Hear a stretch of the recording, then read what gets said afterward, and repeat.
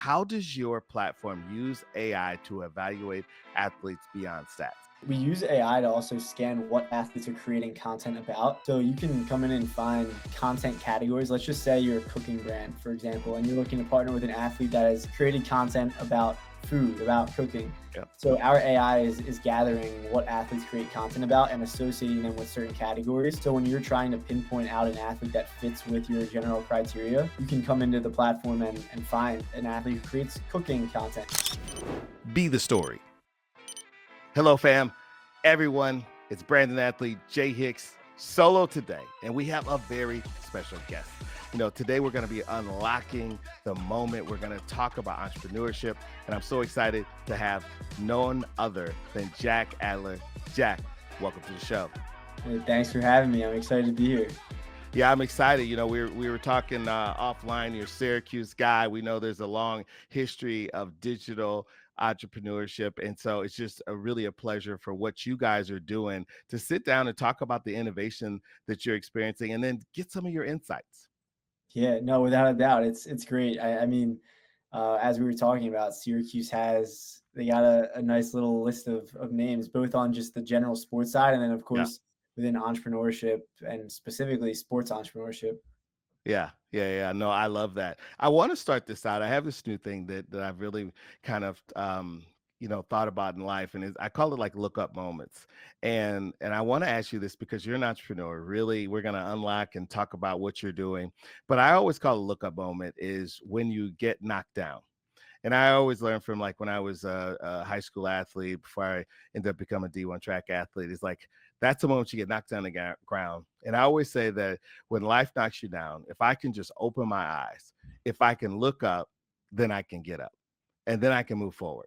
So that's what this show is all about. And before we get into your business, I want to talk about when was your look up moment in entrepreneurship? Yeah, I mean, I've definitely had many in building the business over 3.5, nearing 4 years.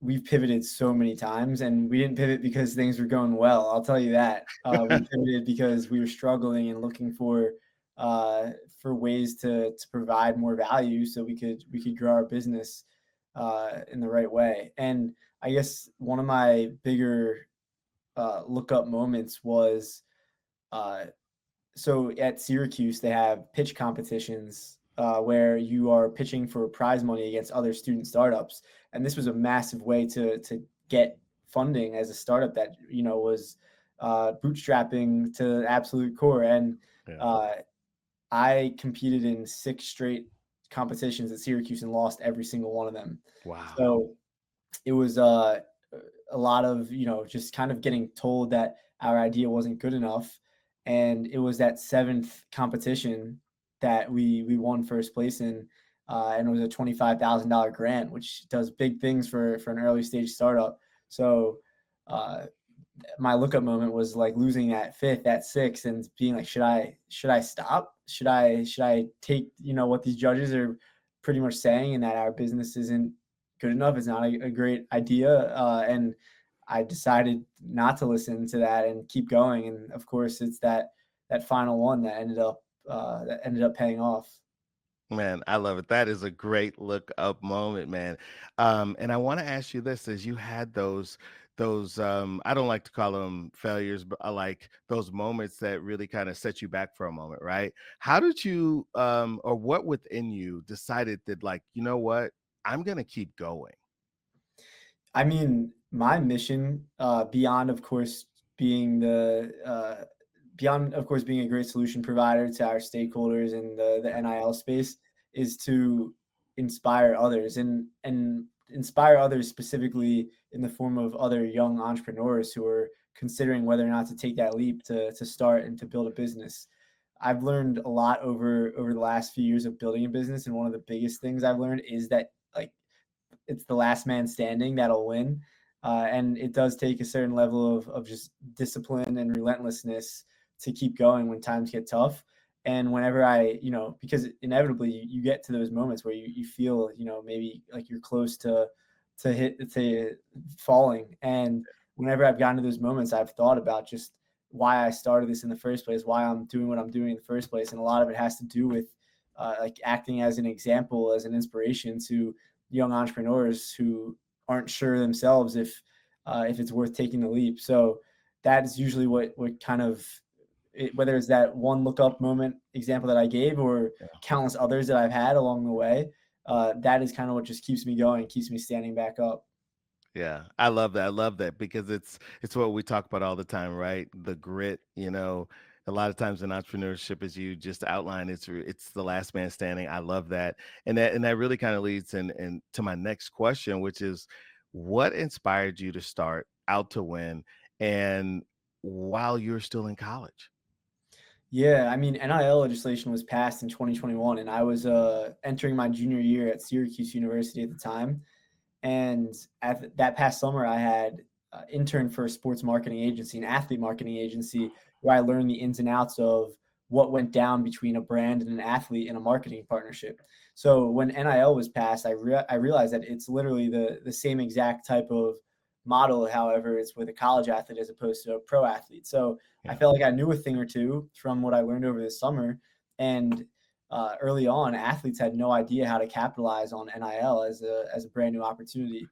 So I decided to pretty much just see what I could do and leverage the learnings I took away from that summer and see if I could provide some value in the lives of athletes at Syracuse. And kind of first thing is like more and more athletes are reaching out, asking for assistance in navigating the new era. And it all really began, like, I can't even necessarily say I had a specific inspiration behind it aside from NIL legislation being passed. It really just came from seeing a demand for hmm not only athletes to get assistance in navigating the opportunity, but also for businesses to find a way to capitalize on it. yeah. No, I love that, man. Sounds like what we always talk about, right? Which is finding a gap in the marketplace, seeing that need, and you quickly executed, right? Like you didn't wait, you didn't Yeah. pontificate, right? You executed and got in there quickly. When you saw that moment, when was the time when you thought like, I really can do this? And I love this because when we talk about these founder stories, I love the beginning, the start, right? Because we can all sit around and talk. Yeah. I love the beginning phases too. I'm honestly slightly obsessed with the beginning phases. I think that it's just so fun and there's just endless opportunity, but also endless obstacles. But I guess what was really what kind of got us through the beginning part was we knew that if we waited until we were perfect, we'd never launch. Yeah, So we knew that we just had to put ourselves out there and get started. Uh, and I think that mentality is what allowed us to be successful early on and what has allowed us to get to where we're at from just pivoting left and right by learning in the market. So much of what we've built because we've just been open to innovation, open to yeah. pivoting based on learnings from the market, and relentless to provide the best possible solution, the most possible value to different stakeholders that we're servicing. So 4 years later, as I mentioned, we've pivoted countless times, Mhm. and it's all just been like this relentlessness to like get to the right answer. But I feel like it all goes back to just not being afraid to try new things and like kind of put yourself out there before it's perfect. Because Yeah. if you wait until it's perfect, it never will be perfect. So you'll wait forever. There's never a perfect moment. That is so accurate. And then also too, right? Like you learn your purpose even more for your specific client once you're executing, right? Because I'm sure when you went in, you may have had an idea and it was probably somewhat accurate, right? But then when you got started, you started seeing things and making those changes. And that kind of leads me to talking about the shift that you guys made, right? You talked Yeah. about the pivot. You guys went from an NIL agency to a platform. What was the moment that told you this could be bigger?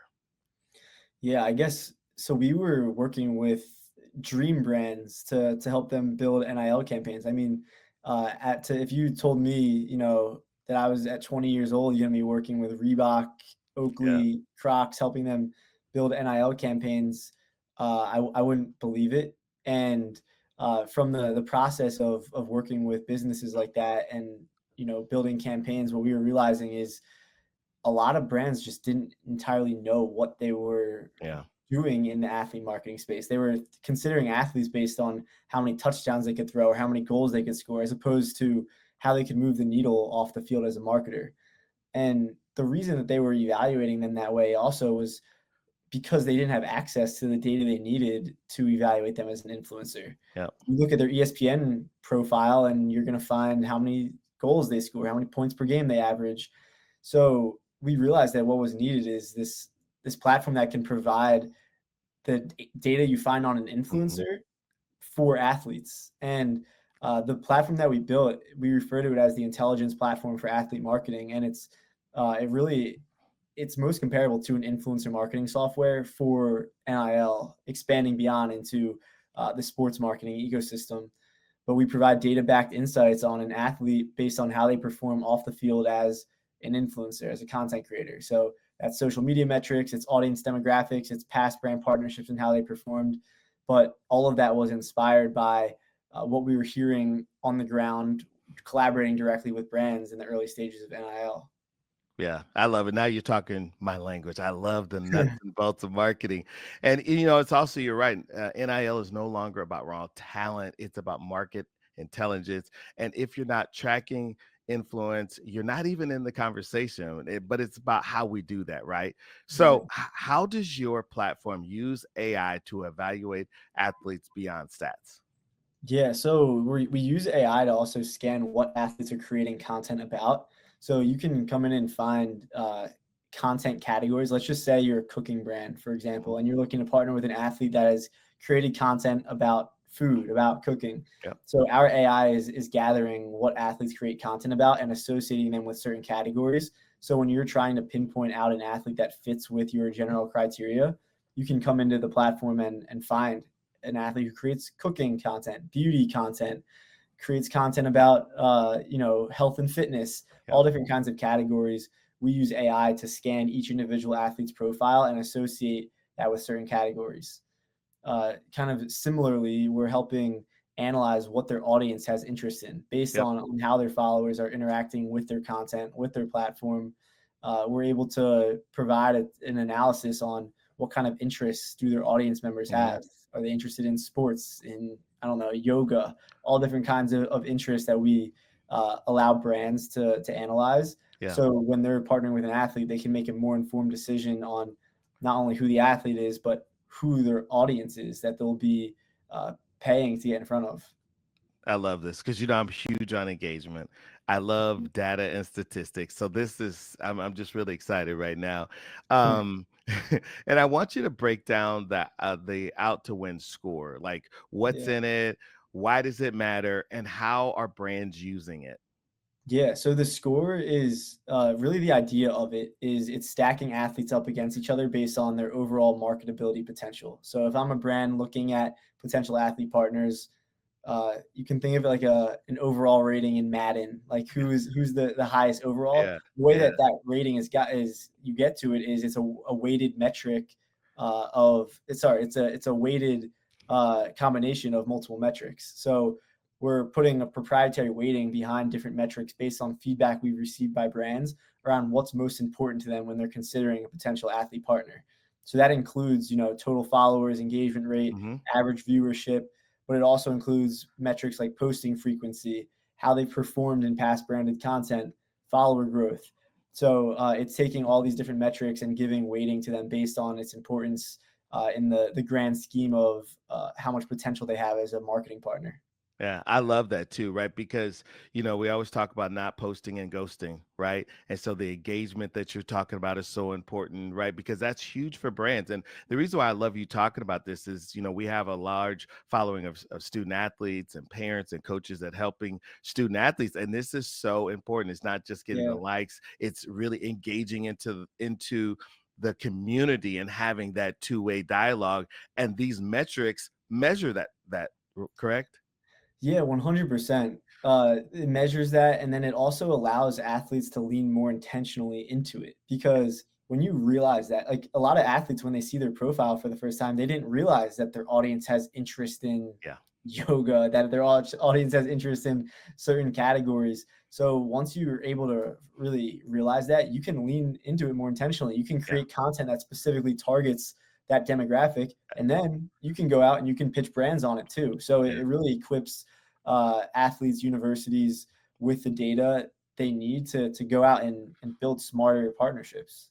I love it. You're talking, of course, about audience segmentation, and just for our student athletes, right? That's when you have like a four buckets of audience members, and one may be the fanatical fan, one might be the casual fan, and Yep. so I love it. So then athletes can say, okay, I know we're gonna have some pillar content for that fanatical fan, and then I'm also, oh my gosh, like you said, my casual friend loves yoga, and I'm just talking about this. I'm talking directly to my student athletes. Your tool helps them understand that and help them with that mix, right? Because content creators sometimes struggle with, okay, what does my audience really want? Yeah. And then also seeing, just the age and gender and location breakdown of your audience is super important, because if a brand is hoping to drive, foot traffic to their retail location, and you have an audience that's primarily based in Yeah, your hometown, you can pitch them on why you're the best influencer to help them reach their goal, which is, very important that athletes, continue increasing their understanding of how like influencer marketing works. yeah, Brands are investing marketing budget in them to seek a KPI out, which in a lot of times is in relation to either website clicks yep. or foot traffic in retail locations, based on what the brand is selling and where they're selling it. Yeah, and KPI, key performance indicator. Do you want to explain that for our student athletes, right? Like, some of them haven't been to all these marketing classes and Yeah. are not a savant like yourself. I mean, it's really honestly, I think the metric that terminology makes it sound so much more complicated than it is. It I think does. a lot of metrics are like that in marketing. Everything's got Yeah. its own abbreviation, and sometimes I'll have to search things up, and I'm like, oh, it just means that. Like, why couldn't you just say that? Like KPI is just a goal. It's a goal Yeah, that marketers are setting, and a lot of times it's broken down. It's different based on what brand you are, but a lot of times right. it does have to do with just like what return on investment looks like for the brand. It's they want to reach a certain amount of website clicks or a Yep, certain amount of sales generated through a partnership with an athlete. yep. And yeah, I think it can almost be like KPI can be abbreviated down to goal. It's a Goal. Yeah, goal that's it. And I love it. I just love to talk to our student athletes, for and sure. I appreciate you doing that. And like you said, some of them, they may say, "Hey, we want to do a campaign, and we want to really funnel through and have ticket sales, right? And we're looking for a certain sale through." So I think that's so important, because as athletes, the amount of money and the opportunity to leverage their brands and understand this is so key. Would you agree to their growth and their potential, not just even while they're in school, but if they can kind of create a tailwind and then afterwards keep that going? Yeah, no, without a doubt. I mean, it's really not even, debatable. I think that a lot of times it gets, overlooked in the importance it can have as an athlete. Yeah, and because really, and I just on this show, I love to really connect with our student athletes, and just understanding, guys, that what we're really talking about is just understanding what is important to the customer, that is doing the brand campaign with you, and helping deliver on that, and that'll shape the campaign, right? Like, so that the athlete, I always tell share with athletes that they should execute to deliver on the brand that works for them, right? So doing it in their voice and the campaign, so it delivers to their audience. Yeah, and it'll shape the campaign. It'll also shape the opportunity for future partnerships, Yeah, because at least using our platform, a lot of brands, when they're evaluating a potential athlete partner, they're yeah, evaluating their past partners. They're evaluating how they perform not only in the measurement, like impressions generated, but also in the energy put forth. yeah. Because, if you see an athlete ad that they posted in the past and it seems inauthentic, I can probably assume that if I partner with you, it'll be inauthentic again. That's Right. how you don't put effort into creating, strong organic branded content. So I do think it's really important for athletes to put like honestly over deliver Yeah, expectations, under promise, over deliver, and then that's going to lead to a lot more opportunities coming your way. yeah, you're right. Deliver immensely to your audience and to the brand. What mistakes are brands making when they approach athlete marketing today? Of course, people who are probably not using your platform. Yeah, I guess a lot of the mistakes being made are ones that we, of course, are set out to solve. But it does have to do with uh, I guess just putting too much weight behind how many followers an athlete has, as Yeah, opposed to some of the other existing metrics that are massively important. love Uh, this. I mean, there are, like, in the nicest way possible, there are athletes that are a walking billboard, that are posting 9 out of 10 of their posts are ads, and it's really, Yeah, really difficult to yeah, then go in as a brand and authentically fit in to that athlete's content, organically fit in, because once you've, posted ad number 9, number 10, people yes, start catching on. So I guess that's a big mistake that I've seen businesses make. And then we're, set out to help solve that, because as a brand, you can come onto our platform and see not only which brands and athletes partner with, but how yeah. recently those partnerships have been, and what overall quantity. I love it because these are great. It's kind of like in sports on the court, right? Data driven analytics that, define the offense. Like, I was talking to a D1 coach the other day and I was like, man, how do you talk to you have a roster of athletes. How are you talking to some of your athletes who aren't playing? And talking to them, he's like, "Oh, we just pull the data out, right? We just go through and look at the statistics." And I love it because you're doing that same thing for athletes and for brands. Yeah. No, it really is great, because it has been overlooked for so long. Yeah, A lot of that is because NIL is new. new to the game, but, in this era, every business drives every decision behind data. If you're not, then I don't know how, how long you'll be in your job. It's increasingly important. Yeah, So, the fact that businesses weren't driving their influencer marketing decisions within sports behind data was crazy to me. yeah, And when I looked out into the market and saw that there really wasn't a solution that helped provide the tools to take a deeper dive into the data behind athletes from a marketability standpoint, it was eye opening to me. And we really jumped right into it when realizing that was the case. yeah, And that's where that pivot came from, back to now the very beginning of the conversation. yeah. We realized the gap in the market, and we pivoted to go and seek out how we could best solve it. I love it. Love the pivot. Every athlete wants brand deals, but most really don't realize that brands are watching long before you slide into their DMs. What do you feel like brands are looking for? Some of your clients, like Accelerator, Active Energy, what do they actually want from athletes today? Generically, not specifically though. What do they want in terms of What? content that's created, or what's their criteria? Like, what can you Yeah, uh like what do you feel like they're looking for from athletes? Yeah, I mean, in a partnership, what Accelerator is looking for is for you to embody the brand. They want, and I'm speaking about Accelerator in more general terms, towards Yeah, like what brands are more generally looking for. They're not just looking for, kind of the joke I used before, a walking billboard. They're yeah, looking uh for a general fan of their product to organically promote it to their audience. I think that the best organic branded content comes when you're just naturally fitting product into content that you're already creating anyways. Like, there's a soccer player who creates training content, and he's making training videos every day. Incorporate a soccer cleat into that content, yeah, and you're not even necessarily, you're not like directly pointing to the fact that it's an advertisement. Of course, due to FTC guidelines, you have to disclose that it's a piece of branded content. But like, that's the best way to organically just uh, get your product in front of people's eyes and have it come off authentic. And that's what a lot of brands are striving for, is just authentic partnerships. I love that. And you bring that brings because I my next question for you is what content signals are brands looking for that you feel some athletes are missing? Yeah, I mean, I the content categories filter that we created, it was because that's what brands are, like, that's what they care about. Yeah, What is this athlete made content about in the past? yeah, So the signals that brands look for are consistency. It's you're because the more consistent you are behind a certain category of content, the more you're building a dedicated audience that cares about that certain category. So if you're consistently creating cooking content, that's really appealing if I'm a cooking brand, yeah, because it's a lot easier to organically mix into the content you're already creating. If you're just posting maybe like sports highlights, or maybe there's a lack of consistency behind whatever type of content you're posting. It just becomes more challenging to really understand what your audience is going to care about, what they're going to grasp onto.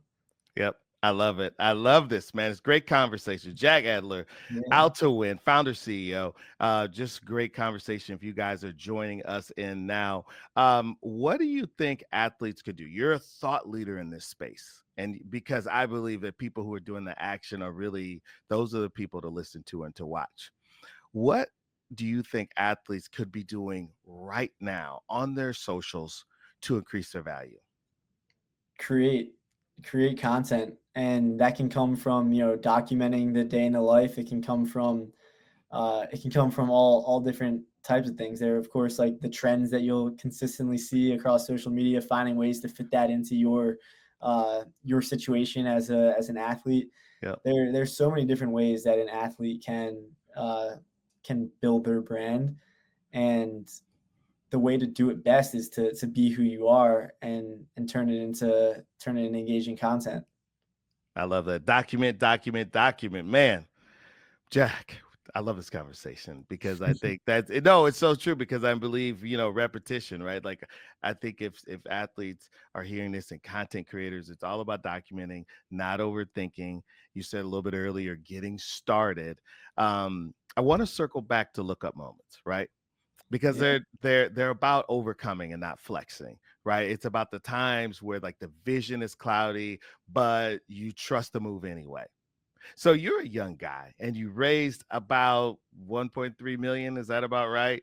yeah, What mindset are you using to stay grounded and to grow?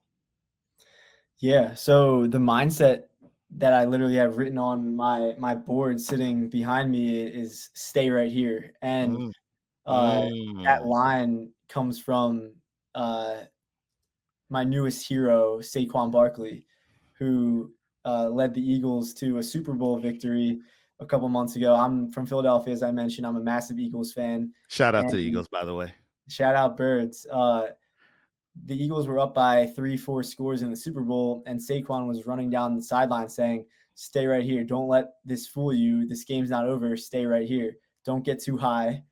And he didn't say this part, but what I took from that is, in the bad moments, don't get too low. In the great moments, don't get too high. Just stay right here. Stay level headed. Stay in the middle. And through the inevitable obstacles, through the lookup moments, and through the wins, through the the best of the best, the highs that you feel like you'll never get as high Yeah. again. You have to make sure you stay level headed, and not let yourself get too high or too low. So that motto has it's something that, I mean, I can talk about it, but it's easier said than done. No, Uh, I love I've that. really been working to implement it into my day to day life, because there are always great things that happen, and not so great things that happen. But if you can find a way to really just stay level headed through it all, it just, I don't know, it allows you to live like beyond just build a better business. It allows you to live a better life. Yep. I love that. I love it. And one of the things, just circling back, you're talking about is purpose and clarity, right? When you're talking about, I love that. I even typed it out while just so I keep it, stay right here. Say Saquon Barkley. I love that, because I think as you're talking about creating content, it's finding your voice. It's finding your Yeah, purpose of serving people, right? That the value that you're talking about, delivering to the brand, delivering it to your community, right? yeah, I wanted you to talk about this, because you're really blazing a trail in this industry. What would you tell someone right now who's building, but they're not seeing traction yet? yeah. It's a great question. I think it's a great question also because uh, there are ways, like, everyone's seeing traction in some sort. Just getting up every day is traction, right? Like, you're continuing to move forward. I said this earlier on, but like, it really becomes a game of last man standing in Yeah, entrepreneurship. yeah. So the advice that I would give to that person is not just to stay standing in one place, but to pivot, to figure Mm, out, like, what am I currently doing right now versus what could I be doing that would help us move forward either faster or more efficiently. I think that once you become an expert in your market, there are all different types of ways that you can leverage this traction, and that traction being just getting out of bed, having Yeah, conversations on a day to yeah. day. There's so many different ways to leverage that knowledge, even if it's not the business that you're working on in that moment that seems to not be maybe the right model. So like it's a last man standing game, but you have to stay relentless to innovation and open to pivoting. I love that, man. I love that. I feel like you're so grounded in what you're doing, and it's really, you can tell it's delivering for athletes. And so I want to talk about how can athletes on the athlete side, it's a lot of our audience, how can they leverage out to win? And if you're pitching to them right now, you're just talking to them, say, hey, this is why you should be involved. Like, what is that for you? Yeah, so at this stage, the way that athletes can get involved in Out2Win is actually through their university. So we're partnered up with several universities, and we are, I guess, expanding rather quickly. Yeah. We do have within our roadmap for athletes to be able to create their own account within Out2Win. We're not there just yet. I really am excited for us to be there, hopefully in the near future. But today, if an athlete wanted to leverage Out2Win, it would be through bringing it to their athletic department and having them connect with us. That is kind of just the current solution to that question. But over the course of time, we'll be rolling out an athlete specific login to the platform. Okay, I love it. Now, I was just on conversation with the student athlete, and I was like, "Hey, where are you at right now?" And she was like, "You know what? Advocate for yourself. You are your biggest advocate." And so, drawing on that inspiration, your message is you can also, if your university doesn't have this, you can go in and request it Yeah, and say, "Hey, this is something I think could help us." yeah, Here, no, exactly. And yeah, I mean, universities are looking for resources to provide right now. That's the biggest thing we've learned is, we're going out and connecting with different schools, and they all happen to be, really trying to get creative around how they can provide better resources for their yeah, schools, so for their athletes. So this is a great time to be an athlete because universities really are trying to do what they can. There's an arms race occurring between schools. They know that they're finally being put in a place where, hey, if they want to stay strong in this space, if they want to have a competitive advantage against other schools, they need to provide the resources to their athletes that's going to make this place appealing for them to not only come but to stay. yeah. So I think that NIL, I mean, people can have their opinions about it, but I think that is doing a great thing for athletes. At the very least, it's doing a great thing and a very much deserving thing for athletes. Yeah, and I love this. We wrap up here. I think one of the things that stands out in this conversation, and we talked about, right? It's not about views, it's about vision, it's about frame. It's not about frame, it's about framework. And if you can stay grounded in your why, you can look up and you can build something bigger. Mhm. Um, I really about helping people get started and then staying motivated, right? I feel like that's a daily thing, kind of like showering, right? Like every day we all need the why to get out of bed. Why do we keep going? Why do we do another interview? Why do you do another pitch call when the last one didn't maybe go the way you wanted? Yeah. So I want you to leave us with a motivational message to the next generation of founders and athletes. Yeah, I mean, my motivational message would be that you have nothing to lose, and a lot of this, new industry was put on athletes. It wasn't necessarily chosen; they just happen to be living in an era where this opportunity exists. And if you want to take advantage of it, I challenge you to throw yourself into the fire and see what you can make of it. You again have nothing to lose. So by putting your best foot forward and getting creative and seeing what kind of opportunities uh, you can bring on, you should be grateful that you even have the opportunity to capitalize on your NIL, and not everyone has to take advantage of it. But if you want to, I think really the best way to do it is to focus on building a strong personal brand, and that the best way to do it is through leveraging the power of social media and content creation. I love it. Jack Adler, founder, CEO, Out to Win. Man, thanks you so much for sharing your knowledge. I feel like we could talk further, would you come back? I know we got to let you go, but would you come back? Oh Because yeah. I feel like you have so much to share to the audience. Yeah, I told you at the beginning, I could talk about this stuff for hours. I will definitely be back. All right, we have to let Jack go. This episode was produced by Hicks Sports and Entertainment, a storytelling platform for athletes, creators, and dreamers. Jack, thanks again. Any parting words that you have for us? And I want to really wish you the best of luck to as you expand to your audience, to universities, and to those that you serve. Yeah, no, thank you very much for having me. No real parting words other than it's an honor to be here, and I definitely look forward to being back on the show. Thanks, Jack. Appreciate you. Yeah. Be the story.